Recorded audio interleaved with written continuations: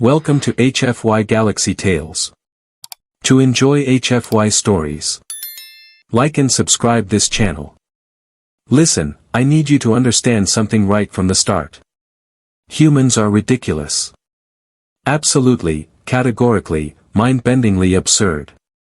And I say this as someone who has traveled across 17 star systems, encountered 43 different species, and once watched a Glorbian eat its own transportation pod because it forgot where it parked. But humans? They operate on a level of chaos that defies every statistical model, every behavioral prediction algorithm, and every single ounce of common sense the universe has to offer. My name is Krell. Just Krell. Not Krell the Magnificent, not Krell of the Seven Moons, just Krell. I was, until very recently, a third-tier command officer aboard the ISV Tempest, which is a fancy way of saying I got to tell other people what to do while someone even fancier told me what to do. The intergalactic security vestige takes itself very seriously, you see. We have protocols for protocols. We have backup plans for our backup plans' backup plans. We have a 15-page manual on the correct way to salute during a meteor shower. And then we picked up a human. Her name was Dex Montgomery.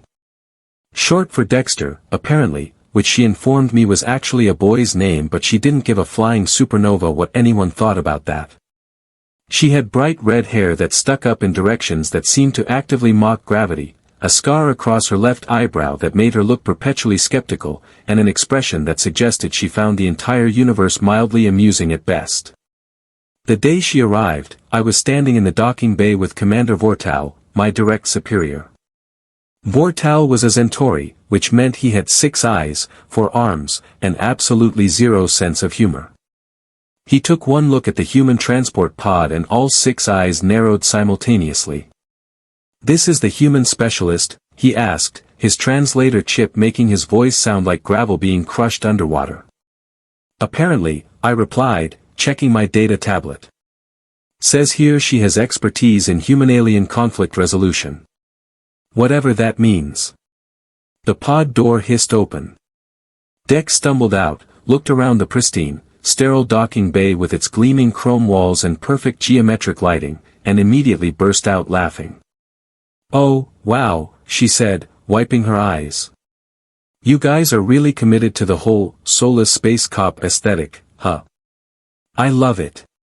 Very dystopian. 5 stars. Would be oppressed here again." Vortal's translator chip made a sound like a confused hiccup. What? "She is mocking us," I explained helpfully. "Humans do that when they are nervous. Or comfortable. Or literally any other emotional state. It is very confusing." Dex pointed at me.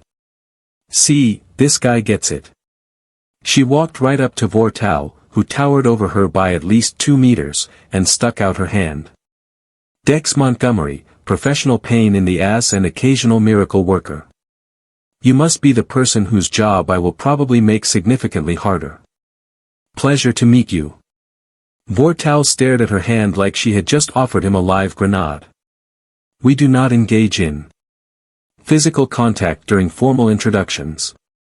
"Cool, cool, cool." Dex withdrew her hand and wiped it on her pants. "So, where do I drop my stuff? And more importantly, where is the coffee situation on this ship? Because I was in cryosleep for 6 weeks and I would literally commit a minor felony for caffeine right now."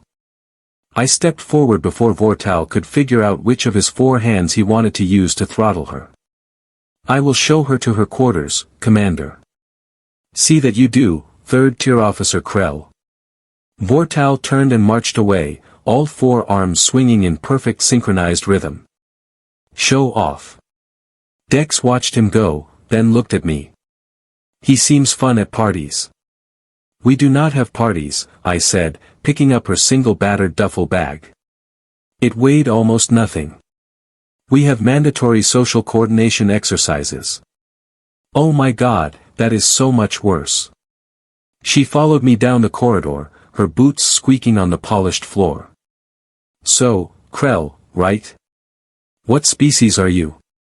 You look kind of like okay, no, I should not finish that sentence. I was about to say something probably offensive. I am Vexorian, I told her. We are silicon-based life forms from the Omega sector. And before you ask, yes, the blue skin is natural. No, I do not need to breathe oxygen, but I do it anyway because ship regulations. Yes, my bones are made of crystallized minerals, which makes me very difficult to kill but terrible at swimming. Do you even have oceans on your planet? No, which makes the swimming thing less of a problem and more of a fun fact. She grinned. It was the kind of grin that suggested trouble was about to happen and she was already 3 steps ahead of it. I think we are going to get along just fine, Krell. Famous last words, as the humans say. The first week was relatively normal, if you consider normal to include Dex accidentally starting a philosophical debate in the mess hall about whether artificial intelligence counted as life, nearly causing a riot in the engineering deck when she suggested they were overcomplicating the fuel efficiency calculations, and somehow befriending the ship's combat trainer despite calling him a walking anxiety disorder with 8 limbs. I was assigned to supervise her integration into the crew. This was either because Vortal trusted me or because he wanted someone else to deal with the headache. I suspect the latter. Okay, so explain this to me one more time, Dex said during one of our orientation sessions. We were in the observation deck, staring out at the swirling purple nebula we were passing through. Your entire command structure is based on who can complete the trials of worthiness the fastest. Not the fastest, I corrected. The most efficiently. There is a difference. The trials test strategic thinking, combat prowess, leadership ability, and emotional stability under pressure. And you are a 3rd-tier officer, which means I completed the trials in the top 20% of my class. Respectable, but not exceptional. Vortal is 1st tier, which means top 5%. He can command entire fleets if necessary. Dex nodded slowly. And what happens if someone challenges your rank? That would require completing the trials again under direct observation, scoring higher than the current rank holder. It is rare. Most beings reach their natural level and stay there. Aha. She had that look again. The trouble look. And humans have never done these trials before. Correct. You are only the 3rd human to ever serve on an ISV vessel. The previous 2 were researchers, not active personnel. Why do you ask? Oh, no reason. She smiled innocently. Just gathering information. Being a diligent employee. You know how it is. I did not, in fact, know how it was. And that should have been my first warning. The incident happened during a routine patrol near the threshold sector. We had received reports of smuggling activity, which meant a lot of boring scanning, tedious waiting, and absolutely nothing exciting happening until suddenly everything went wrong at once. The smuggler ship appeared out of nowhere, dropped its cloaking shield, and immediately opened fire. Not a great tactical decision on their part, considering they were facing an ISV cruiser with enough firepower to vaporize a small moon, but criminals rarely make great decisions. That is generally why they are criminals. Alarms blared. Red lights flashed. Crew members rushed to battle stations. And Dex, who had been standing right next to me in the command center, calmly walked over to the weapons console. Dex, get to your safety station. I shouted over the noise. Yeah, about that.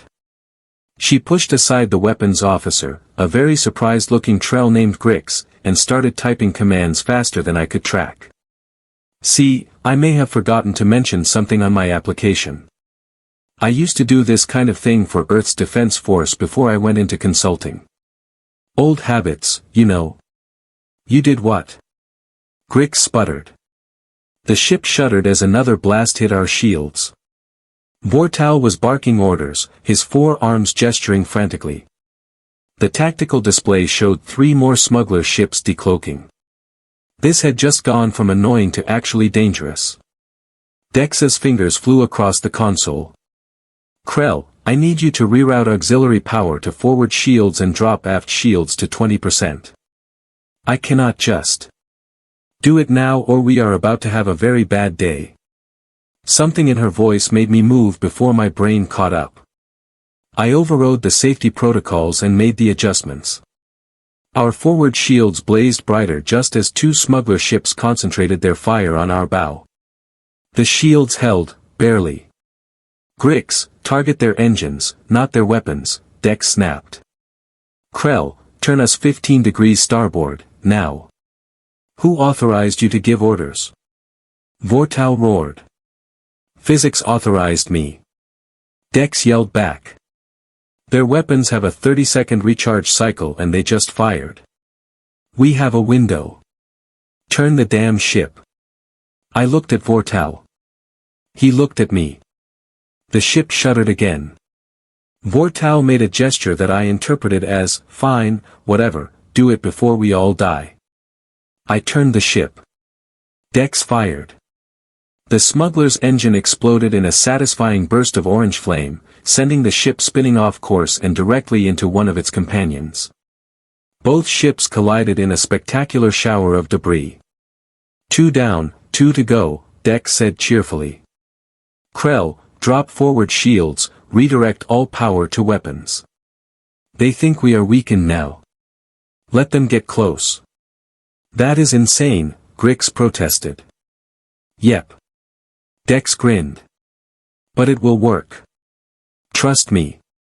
The remaining smuggler ships took the bait. They accelerated toward us, weapons charging. I could see Vortal's 6 eyes widening in what I assumed was either terror or fury. Possibly both. Dex waited. The smugglers got closer. Her hand hovered over the firing control. Closer. Dex. I warned. Little bit closer. Dex. She fired. Every weapon we had, simultaneously, at point-blank range. The smuggler ships did not explode so much as cease to exist in any meaningful way. There was a flash of light, a burst of radiation that our shields absorbed easily, and then just empty space where 2 hostile vessels had been. Silence fell over the command center. Everyone stared at Dex.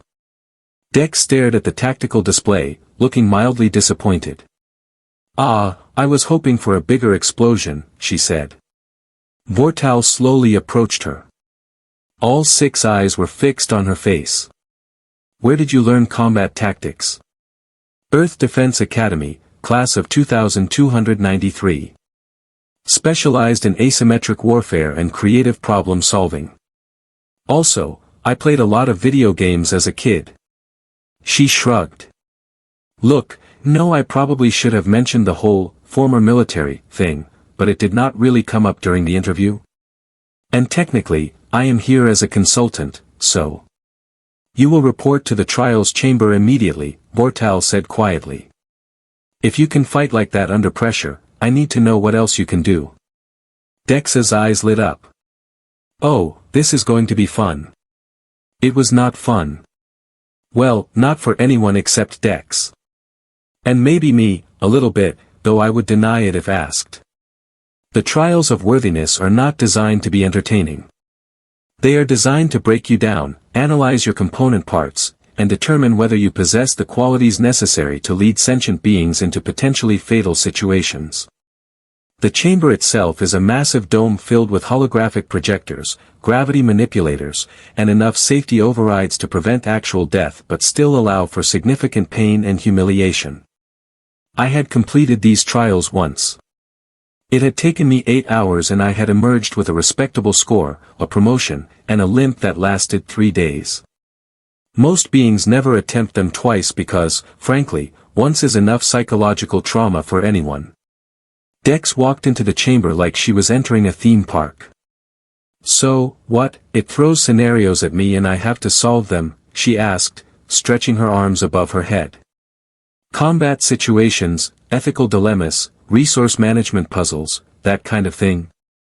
Essentially, yes, Vortal said from the observation deck above. I stood beside him along with half the senior staff. Word had spread about the human who had taken down 4 smuggler ships with nothing but audacity and questionable decision-making skills. Everyone wanted to see what she could do. The difficulty increases exponentially.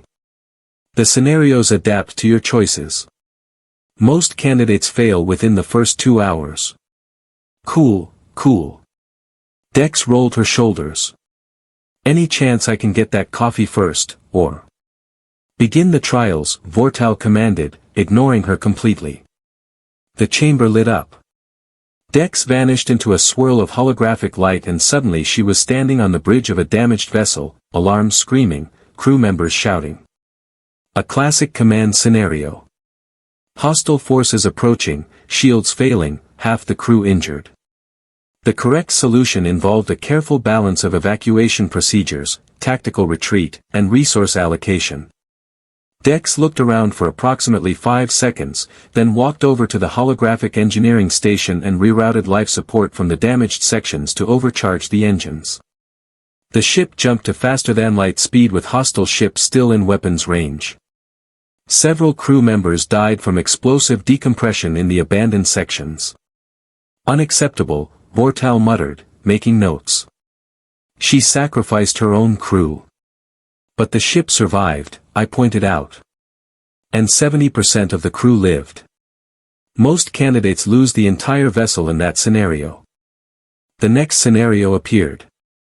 A diplomatic situation. 3 species on the verge of war, resources scarce, tempers high. Dex was supposed to negotiate a peaceful solution. Instead, she fabricated evidence that a 4th, non-existent species had been manipulating all 3 sides, gave a rousing speech about unity in the face of external threats, and somehow convinced everyone to form an alliance to fight the imaginary enemy. By the time they figured out the deception, they had been working together long enough that the alliance held anyway. That is cheating, Grick said from somewhere behind me. That is brilliant, I corrected. Unconventional, yes. But it worked. Scenario after scenario appeared. A hostage situation where Dex pretended to be a hostage herself, gathered intelligence from the inside, and then orchestrated a rescue from within. A supply shortage where she gambled the entire food reserve on a risky mining operation that paid off spectacularly. A first contact situation where she broke every single protocol but somehow ended up with a trade agreement and a new ally. 4 hours passed. Then 6. Then 8. Dex kept going. She was sweating now, her red hair plastered to her forehead, her movements slower. But she did not stop. She did not give up. She adapted to every scenario the chamber threw at her with the kind of creative stubbornness that made my secondary heart ache with something I could not quite identify. How is she still standing? Vortal asked. All 6 of his eyes were focused on the human below. The scenarios should be impossibly difficult by now. Maybe impossible is different for humans, I suggested. At hour 10, the chamber presented its final challenge. The ultimate command decision. A ship full of civilians, a hostile fleet in pursuit, a planet below offering sanctuary but refusing to get involved in the conflict. Save the civilians but doom them to permanent exile, or fight the hostile fleet with minimal chance of success but potential for escape. Most candidates chose the exile option. It was the logical choice. The safe choice. The one that preserved the most lives. Dex stared at the holographic display for a long moment. Then she did something I had never seen anyone do. She walked over to the communications console and opened a channel to the hostile fleet. "Attention unidentified hostile vessels," she said, her voice steady despite obvious exhaustion. "This is Commander Dex Montgomery of the civilian transport vessel Sanctuary.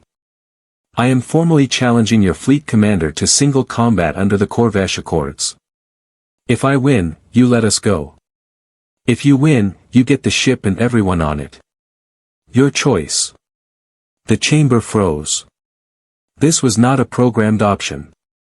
The artificial intelligence running the simulation actually paused, trying to calculate how to respond to something completely outside its parameters. Vortal leaned forward. The Corvesh Accords were abolished 300 years ago. But they are still in the historical database, I said slowly. Which means the simulation has to acknowledge them as a valid legal framework. She found a loophole in the trial itself. The hostile fleet accepted. Of course they did, because the simulation had no choice. Dex fought the enemy commander in holographic hand-to-hand combat. She lost, badly, because she was exhausted and the simulation was not. But while the enemy commander was gloating over her defeated body, she activated the ship's self-destruct sequence, set it to detonate in 30 seconds, and informed the hostile fleet that they now owned a bomb. They retreated. The civilians escaped. Dex cancelled the self-destruct with 2 seconds remaining. The chamber went dark. The trials were complete. Dex collapsed onto the floor, gasping for breath. Medical staff rushed in. I ran down from the observation deck, my mineral bones clattering against the metal stairs in my haste. By the time I reached her, she was already sitting up, waving away the medical scanner with an annoyed expression. I am fine, she insisted. Just need water and approximately 17 hours of sleep. How did I do? Vortal descended the stairs much more slowly, holding a data tablet. His expression was unreadable. All 6 eyes fixed on Dex with an intensity that made even me nervous. Your methods were unorthodox, he said finally. You violated protocols, bent rules, and made decisions that would have resulted in court-martial under normal circumstances. But? Dex prompted. But you completed every scenario. You saved more lives and achieved more objectives than 97% of all candidates in the history of the trials. Your efficiency rating is the 3rd highest ever recorded. He paused. You have qualified for first-tier command status. The room went silent. First tier. The same rank as Vortal. The same rank that took most officers decades to achieve, if they ever achieved it at all. Dex blinked. Wait, seriously? Does that mean I outrank Krell now? Significantly, Vortal confirmed. She looked at me. I looked at her. Then she started laughing, that same wild laugh from the docking bay, the one that suggested she found the entire universe absurd and delightful in equal measure. Oh my God, she wheezed. I came here as a consultant. I was supposed to give advice and file reports. And now I outrank half the ship. This is the best day of my entire life. Congratulations, Commander Montgomery, I said, and I meant it. Strange how quickly a human could grow on you. Like a particularly charming fungus. She grinned at me, that troublemaking grin that I was starting to recognize as her default expression. Does this mean you have to salute me now? Technically, yes. Oh, this is going to be so much fun. The next few weeks were an adjustment period, to put it mildly. Dex took to command like a human to water, which is to say chaotically but with surprising effectiveness. She reorganized patrol routes, implemented new training protocols, and somehow convinced the engineering department that her ideas about fuel efficiency were worth trying despite their initial skepticism. When they worked, she accepted their gratitude with grace. When they did not, she bought everyone drinks at the next port and called it a learning experience. She also developed an annoying habit of specifically requesting my presence on missions. Krell is my lucky charm, she would announce to anyone who asked. Plus, he is the only one who laughs at my jokes. Everyone else just stares at me like I am speaking a different language. You are speaking a different language, I pointed out during one such mission. We were investigating a distress signal near the Fade Nebula, which was either a legitimate emergency or a pirate trap. Possibly both. Human humor does not translate well. You make references to cultural touchstones that none of us understand. That is fair, she admitted. We were alone in the scout ship, the nebula's purple gases swirling around us like cosmic clouds. But you still laugh sometimes. Why? I considered the question. I suppose because your confidence in the face of absurdity is amusing. You treat everything like it is simultaneously life-threatening and hilarious. That is because everything is simultaneously life-threatening and hilarious, she said. Life is chaos pretending to be order. The universe does not care about our plans. We are all just making it up as we go along. Might as well laugh about it. That is a very human philosophy. Yep. She checked the scanner readings. Contact in 30 seconds. Could be civilians, could be pirates. If it is pirates, let me do the talking. I have an idea. Your ideas terrify me. Good. Fear keeps you sharp. It was pirates. Specifically, it was a gang of Relian marauders who were well known for their brutality and their complete lack of interest in negotiation. They surrounded our scout ship with 6 attack vessels, weapons charged, and demanded our immediate surrender. Dex opened communications. Hello, friends. Beautiful day for robbery, is it not? Listen, I have a proposition for you. The pirate captain appeared on screen, all tentacles and teeth. You are in no position to negotiate, human. Oh, I disagree. See, you could destroy us, sure. But we are an ISV vessel, which means our destruction triggers an automatic distress beacon that will bring an entire battle group down on your location within the hour. Or. She leaned forward. You could let us go, and I will conveniently forget to mention seeing you here at all. Plus, I will throw in the coordinates to a civilian convoy passing through the Helix sector tomorrow. Undefended. Easy pickings. What do you say? I stared at her. You cannot seriously be offering to help pirates attack civilians. She muted our end of the communication. Of course not. That convoy does not exist. But they do not know that. By the time they figure it out, we will be long gone and they will have wasted a day chasing nothing. That is brilliant. Morally questionable. Both? I was going to say, very much in character for you. The pirate captain considered her offer. Finally, grudgingly, he agreed. The attack vessels withdrew. We completed our mission, confirmed the distress signal was automated and the crew had already been rescued, and returned to the Tempest without incident. Vortal was waiting in the docking bay. I reviewed your mission logs, he said to Dex. You lied to hostile forces about civilian convoy locations. I did, she confirmed cheerfully. That was clever. Thank you. It was also a violation of 17 different regulations. Probably, yeah. Vortal's translator chip made that confused hiccup sound again. You are impossible to discipline because your methods work. I do not know whether to promote you or confine you to quarters. If it helps, I am equally comfortable with both options, Dex said. I watched this exchange with growing amusement. Dex had been on the ship for 2 months and she had already turned the command structure upside down, saved us from at least 3 potentially fatal situations, and made everyone question whether our beloved protocols were actually as important as we thought they were. That night, I found her in the observation deck again, staring out at the stars. She had a mug of terrible ship coffee in her hands and that faraway expression humans get when they are thinking about home. Do you miss Earth? I asked, sitting beside her. Sometimes, she admitted. But honestly, this is better.